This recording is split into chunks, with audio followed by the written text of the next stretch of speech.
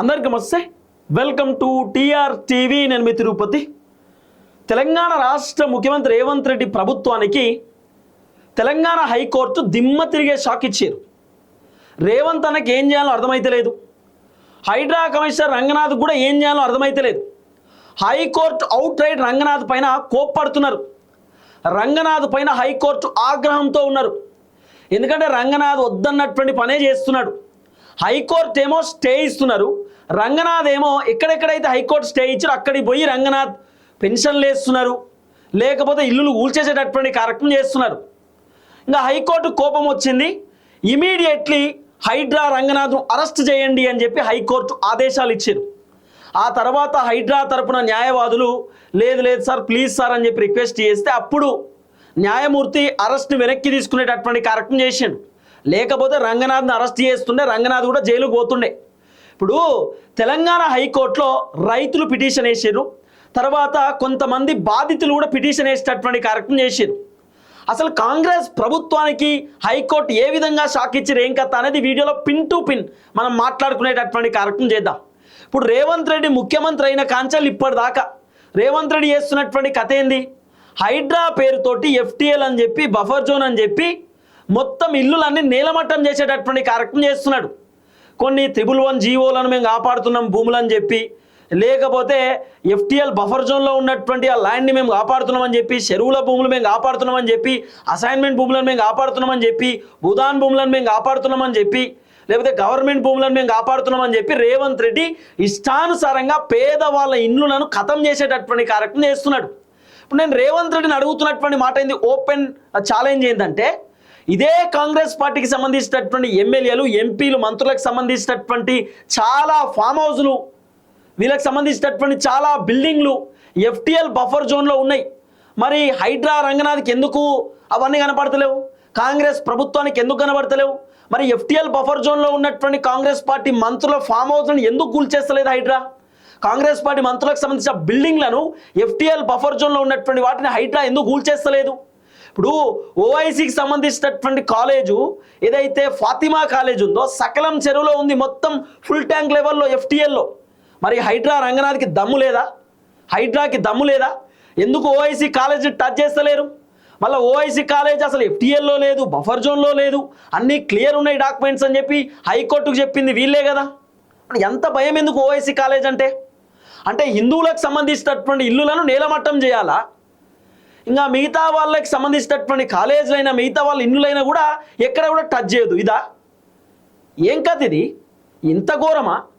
ఆఖరికి కొంతమంది stay order తెచ్చుకున్నా కూడా హైడ్రా రంగనాథ్ అత్యుత్సాహంతో పోయి ఆదివారం పూట పోయి తెల్లవారుజామున 4 గంటలకు పోయి 6 గంటలకు పోయి జేసీబీలను పెట్టి హైడ్రా టీంని పెట్టి ఇల్లులు కూల్చేసేటటువంటి కార్యక్రమం చేస్తున్నాడు. ఇంకా హైకోర్టు కోపం రాదా? హైకోర్టు ఆదేశాలు ఇస్తుంటే కోర్టును కాదని చెప్పి హైడ్రా రంగనాథ్ ఇష్టానుసారంగా వ్యవహరిస్తున్నాడు. కాంగ్రెస్ ప్రభుత్వం ఇష్టానుసారంగా వ్యవహరిస్తున్నారు. ఇప్పుడు రేవంత్ రెడ్డికి ఒక పెద్ద దెబ్బ, మామూలు దెబ్బ కాదు, రేవంత్ రెడ్డి ఊహించినటువంటి దెబ్బ పడ్డది. ఇప్పుడు రేవంత్ రెడ్డి ఏం చేయనీకి లేదు. రేవంత్ అని ఏం చేసిండు? 650 ఎకరాలు రైతుల దగ్గర నుండి సేకరించడానికి తయారైండు.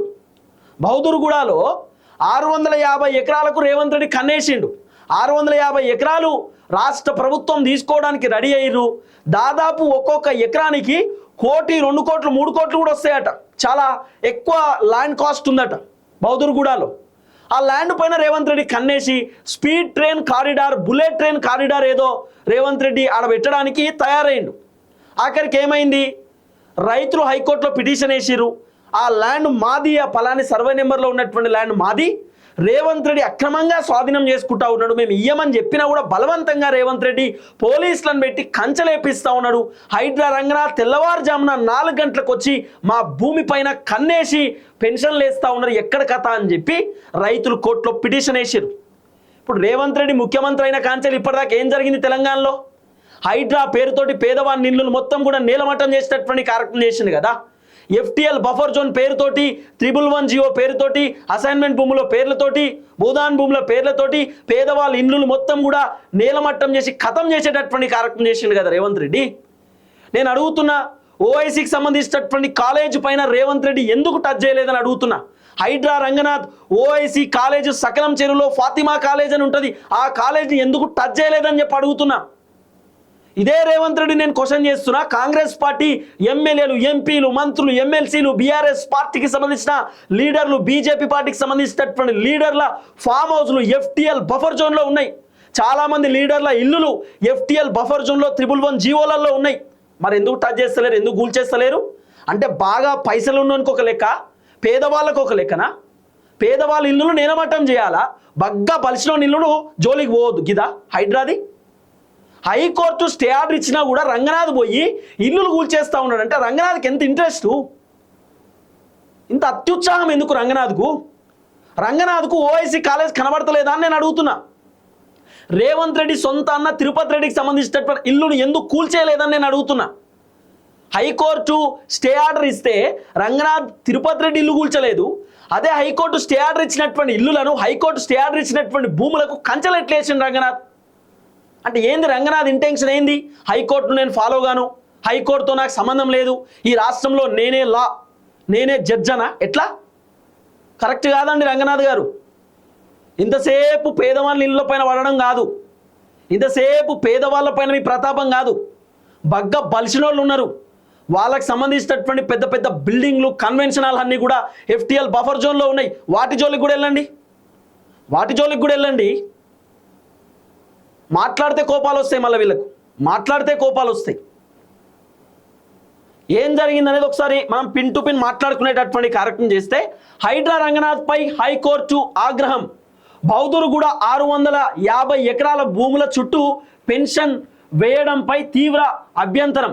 పెన్షనేషన్ మొత్తం పోయి బౌదూరుపుడాలో ఉన్నటువంటి ఏదైతే ఆ భూములు ఉన్నాయి 650 ఎకరాలు, ఆడికి పోయి మొత్తం హైడ్రా రంగనాథ్ తెల్లవారుజామున 4 గంటలకు టీమ్స్ పెట్టి మొత్తం పోలీసు వాళ్ళని పెట్టి మొత్తం కూడా కంచెలేపించేటటువంటి కార్యక్రమం చేసిండు.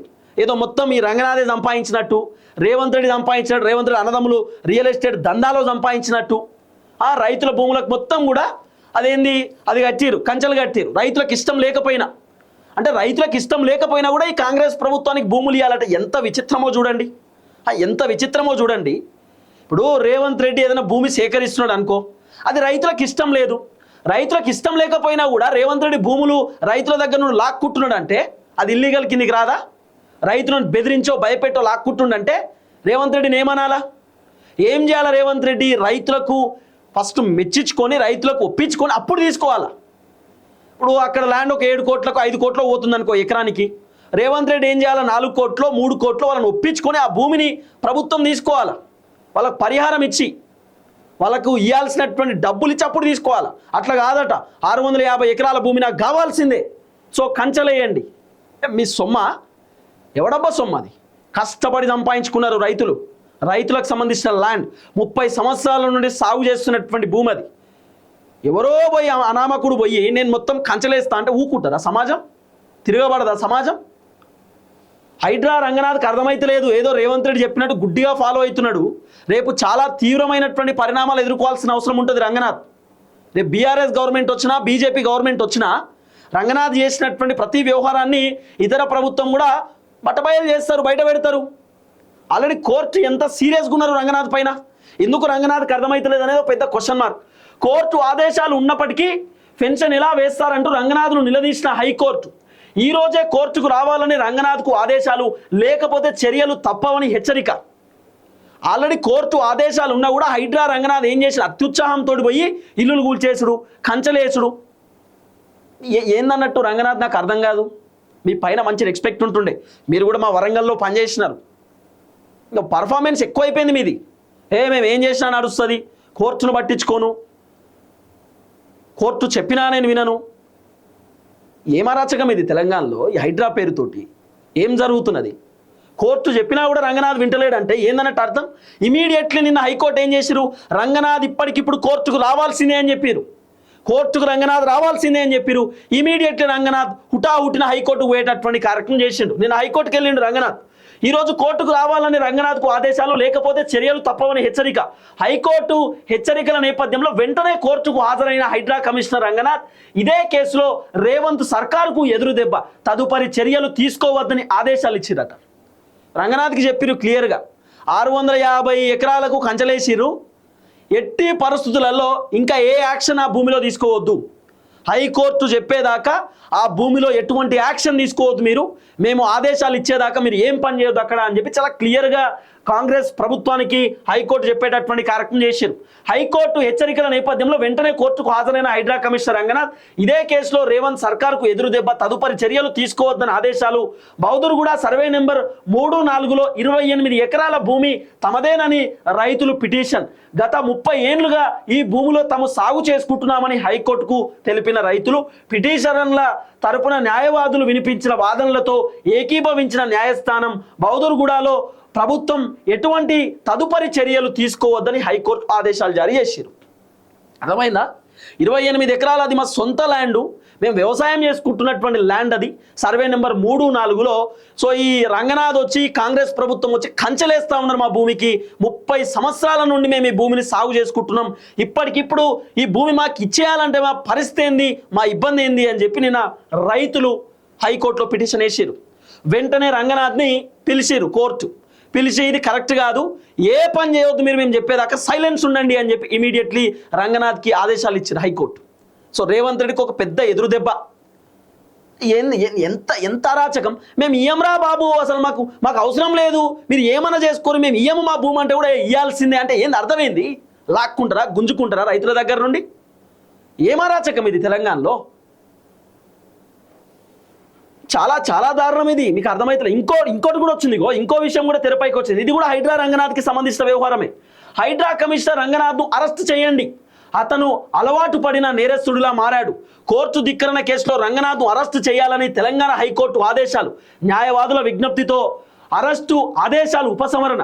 హైదరాబాద్ మల్కాజ్గిరి పరిధిలోని లోతుకుంటలో సర్వే నెంబర్ 1-2లో ఉన్న 40 ఎకరాల భూమిపై గత కొంతకాలంగా ప్రభుత్వానికి శాంత శ్రీరామ్ కన్వెన్షన్ సంస్థకు మధ్య కొనసాగుతున్న వివాదమట. 2 సార్లు ప్రభుత్వం ఓడిపోయిన 3వసారి సంస్థ యజమానిపై క్రిమినల్ కేసు నమోదు చేసి భూమిలోకి దౌర్జన్యంగా ప్రవేశించి ఈ నెల 17వ తేదీన పెన్షన్ వేసిన హైడ్రా. దీంతో హైకోర్టును ఆశ్రయించిన బాధితుల పిటిషన్ను విచారిస్తూ హైడ్రా కమిషనర్ రంగనాథ్ వెంటనే కోర్టుకు హాజరు కావాలని ఆదేశాలు ఇచ్చిన న్యాయమూర్తి. దీంతో సాయంత్రం 6:30 గంటలకు కోర్టుకు హాజరై కోర్టు ధిక్కరణ నేరస్తులు నిలబడే ప్రదేశంలో ఒక మూలకు నిలబడ్డ రంగనాథ్. ఈ క్రమంలో అసలు రాష్ట్రంలో రూల్ ఆఫ్ లా అనేది ఉందని హైడ్రా మర్చిపోతుందా, ఇష్టారీతిన వ్యవహరిస్తే ఎలా కుదురుతుంది అంటూ రంగనాథ్పై తీవ్రంగా మండిపడ్డ న్యాయమూర్తి. ప్రైవేట్ భూముల్లోకి వెళ్ళొద్దని కోర్టు ఆదేశాలు ఉన్నా కూడా 3 సార్లు ఆ భూమిలోకి ఎలా ప్రవేశిస్తారు, బాధితులపై క్రిమినల్ కేసు ఎందుకు పెట్టారు, ఆ ఎఫ్ఐఆర్ను వారికి ఎందుకు ఇవ్వలేదు అంటూ అసహనమట. కోర్టు చెప్పిన తర్వాత కూడా హైడ్రా తనకు నచ్చినట్లు చేయడం అర్ధారీతం. రంగనాథ్ అలవాటు పడిన నేరస్తుడిలా మారారు, వెంటనే అరెస్టు చేయండి అంటూ న్యాయమూర్తి ఆగ్రహం. హైడ్రా తరపు న్యాయవాదుల విజ్ఞప్తి మేరకు అరెస్టు ఆదేశాలను ఉపసంహరించుకొని కౌంటర్ దాఖలు చేయాలని ఆదేశిస్తూ విచారణను ఈ రోజుకు వాయిదా వేసిన హైకోర్టు అట. రంగనాథ్ పర్ఫార్మెన్స్ ఇట్లున్నదండి, హైడ్రా కమిషనర్ రంగనాథ్ పర్ఫార్మెన్స్ ఇట్లున్నది. ఆల్రెడీ హైకోర్టు స్టే ఆర్డర్ ఇచ్చినా కూడా, హైకోర్టు ఆదేశాలు ఇచ్చినా కూడా వాటిని కూల్చకండి, వాటికి కంచెలేయకండి అని చెప్పి హైకోర్టు ఆదేశాలు ఇచ్చినా హైడ్రా కమిషనర్ రంగనాథ్ ఆదివారం పూట తెల్లవారుజామున 6 గంటలకు పోతాడు, 4 గంటలకు పోతాడు. హైకోర్టు ఆదేశాలు ఇచ్చినా కూడా హైకోర్టు మీరు ఆ భూమి విషయంలో జోక్యం చేసుకోవద్దు, ఆ ఇల్లు విషయంలో జోక్యం చేసుకోవద్దని హైకోర్టు ఆదేశాలు ఇచ్చినా రంగనాథ్ హైకోర్టును పట్టించుకోకుండా హైకోర్టు ఆదేశాలను రంగనాథ్ పక్కన పెట్టి ఇష్టానుసారంగా ఆయన మొత్తం పర్ఫార్మెన్స్ చూపిస్తున్నాడు. హైకోర్టు ఏం చేసిరు, రంగనాథ్ చెప్తే వింటలేడు, అలవాటు పడ్డ వ్యక్తి లెక్క తయారైపోయిండు రంగనాథ్, ఇమీడియట్లీ తీసుకుపోయి లోపటేయండి అని చెప్పి హైకోర్టు చెప్పారు. ఆ తర్వాత హైడ్రా తరపు న్యాయవాదులు రిక్వెస్ట్ చేసిరు సార్ అని చెప్పి, రిక్వెస్ట్ చేస్తే ప్లీజ్ సార్ అని చెప్తే అప్పుడు హైకోర్టు ఏదైతే అరెస్టును మళ్ళీ వెనక్కి తీసుకున్నారు. ఏంది అరాచకమైంది రంగనాథ్ది నాకు అర్థం కాదు. ఎందుకంత కాంగ్రెస్ ప్రభుత్వానికి ఆ తర్వాత ఇదేంటి శాంత శ్రీరామ్ కన్వెన్షన్కి ఏదో పంచాయతీ అవుతుందట. ఏం పంచాయతీ అండి? క్రిమినల్ కేసులు పెట్టిరట ఆ వ్యక్తి పైన, క్రిమినల్ కేసులు పెట్టి ఎఫ్ఐఆర్ కాపీ కూడా ఇవ్వలేదట. ఏం ప్రభుత్వం ఇది? దిక్కుమాలిన ప్రభుత్వం, బుద్ధి లేనటువంటి ప్రభుత్వం, సిగ్గులేనటువంటి ప్రభుత్వం. హైకోర్టు వద్దని చెప్పినటువంటి పని ప్రభుత్వం ఎందుకు చేస్తున్నది అర్థమైతలేదా రంగనాథ్కి? రంగనాథ్కి తెలివి లేదా? మంచిగానే ఆయన మంచి పోలీస్ ఆఫీసర్ కదా, మరి ఎందుకు ఈ పని చేస్తున్నాడు? ఇప్పుడు నా క్వశ్చన్ ఒకటే, నేను ఏదో హైడ్రా రంగనాథ్ అనాలని కాదు, రేవంత్ రెడ్డిని అనాలని కాదు, పేదవాళ్ళపైన మీ ప్రతాపం ఏంది అంటున్నా నేను. పేదవాళ్ళపైన మీ ప్రతాపం ఏంది, పేదవాళ్ళపైన మీ పెత్తనం ఏంది అంటున్నా నేను. ఇదే హైడ్రాకు దమ్ముంటే బడా బడా వ్యక్తులు ఉన్నారు, పెద్ద పెద్ద బిల్డింగ్లు కట్టుకున్నారు, పెద్ద పెద్ద కన్స్ట్రక్షన్ చేసుకున్నారు కంపెనీలు. FTL బఫర్ జోన్లో చాలా ఉన్నాయి. దమ్ముంటే వాటి జోలికి వెళ్ళండి, వాటిని ఊల్చేయండి. దమ్ముందా హైడ్రాకి? దమ్ముందా ప్రభుత్వానికి? పెద్ద పెద్ద బడా బడా కాంట్రాక్టర్లు ఉన్నారండి. ఎన్ని కాలేజీలు లేవు? Palla Rajeshwar Reddy college, Malla Reddy college, Narayana college, Sri Chaitanya college, యూనివర్సిటీలు ఉన్నాయి, ప్రైవేట్ యూనివర్సిటీలు. ఎన్ని కాలేజీ FTL బఫర్ జోన్లో లేవు? చెరువుల పక్కన కట్టినటువంటి బిల్డింగ్లు ఎన్ని లేవు? మరి ఒక్కదాని జోలికి పోతలేదు హైడ్రా? చాతనైతలేదు హైడ్రాకు? హైకోర్టు స్టే ఇచ్చినాక కూడా రంగనాథ్ పోయి అత్యుత్సాహంతో కూల్చేస్తున్నట్టు ఏంది? అర్థమైంది. ఇవి బంద్ చేసుకోవాలా? తెలంగాణ ప్రజలు తిరుగుబాటు చేసేటటువంటి రోజు ఖచ్చితంగా వస్తుంది. ఆ రోజు ప్రభుత్వానికి చాలా ఇబ్బంది అవుతుంది. రేవంత్ అని అనుకుంటుండేమో, మేము ఏం చేసినా నడుస్తుంది, మమ్మల్ని అనేటోడు లేదు, కోనే అనేటోడు లేడని రేవంత్ అని అనుకుంటుండేమో, కానీ రేవంత్ అనకు చాలా ఇబ్బంది అవుతుంది. అది రేవంత్ అని గమనించాలా? ఏం అరాచకం ఇది? నాకు అర్థం కాదు.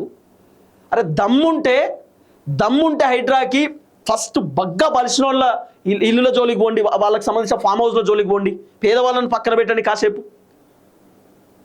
పేదవాళ్ళు FTL బఫర్ జోన్ తెలిసి తెలవక లోన్లు పెట్టుకొని ఇల్లులు కట్టుకున్నారండి. లోన్లు పెట్టుకొని కట్టుకున్నటువంటి ఇల్లులను వచ్చి హైడ్రా మొత్తం నీలమట్టం చేస్తే ఎట్లా కట్టాలా లోను? ఏ విధంగా కట్టాలా బ్యాంకులో లోను? రేవంత్ రెడ్డి కడతాడా? రంగనాథ్ కడతాడా? ఎవరు కడతారు? పేదవాళ్ళు కట్టుకోవాలి కదా లోన్లు. ఈ ఎందుకు లేదు ప్రభుత్వానికి? పోనీ హైడ్రా పేరుతోటి మొత్తం ఇల్లులు కూల్చేసారు. మరి ఇల్లులు కూల్చేసేటటువంటి వాళ్ళకి ఏమైనా డబుల్ బెడ్రూమ్లు ఇచ్చిరా? వేరే కాడ ఏమైనా ఇల్లు ఇచ్చిరా? 50 లక్షలు 60 లక్షలు కోటి రూపాయలు పెట్టి పేదవాళ్ళు ఆ ఊళ్ళో ఉన్నటువంటి భూమి అమ్ముకొని, ఊర్లో ఉన్నటువంటి జాగనో ఇల్లు అమ్ముకొని వీడికి వచ్చి హైదరాబాద్లో ఒక సొంత ఇల్లు ఉండాలనేటటువంటి ఆలోచనతోటి ఇక్కడ ఇల్లు కొనుక్కుంటే ఆ ఇల్లు నీలమట్టం చేసిరు. మరి ఇప్పుడు 50-60 లక్షలు పెట్టి కట్టినటువంటి ఇల్లు ఇప్పుడు డబుల్ బెడ్రూమ్లో ఉండాలంటే డబుల్ బెడ్రూమ్ చాలా అద్భుతంగా కట్టిండా కేసీఆర్ ఎంత అవినీతి చేసిండో తెలియదా? డబుల్ బెడ్రూమ్ పైనకి పోయి ఆ స్లాబ్ మీద కట్టెబట్టుకొని గీరితే మొత్తం తునక బయటికి వెళ్తుంది. మొత్తం దొంగల అవినీతి పనులు తయారయ్యారు మొత్తం రాజకీయ నాయకులంతా.